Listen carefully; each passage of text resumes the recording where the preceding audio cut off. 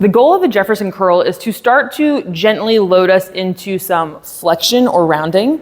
Since so much in fitness tends to really be cued into this like hard extension position for deadlifts, for RDLs, which is great because it can be in a more efficient position sometimes.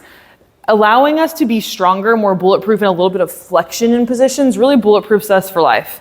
So the Jefferson curl is a great way to warm up your low back on something like a deadlift day, but also to just prep your body for being in that flex position, because I guarantee you it's gonna happen all day long.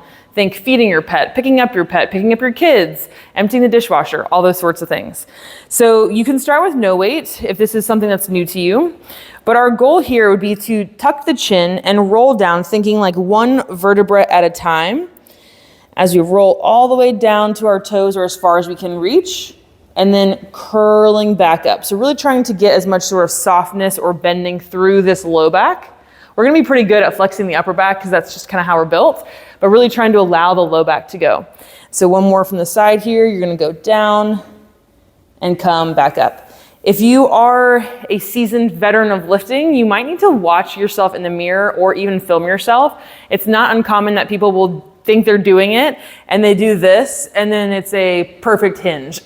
So if you really think about keeping your hips where they are, don't let them hinge back, that will allow a little bit more flexion. All right, as we start to load, you're gonna hold a dumbbell or kettlebell to add a little bit more weight. So it's gonna give you some kind of over pressure on the way down. It might give you a little bit of stretch and then some work on the way up.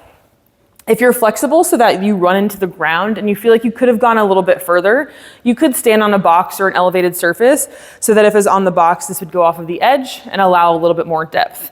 And then as we start to get more advanced with that, I always like to work in Jefferson curls with the barbell for athletes who are using a barbell to train. So that might be deadlift day, and then we'll eventually have the barbell in our hand in our deadlift grip. And then the exact same thing, we're just getting some curling down and curling up. So this is the Jefferson curl. You can start definitely with the body weight and then work your way up with some resistance as you're able.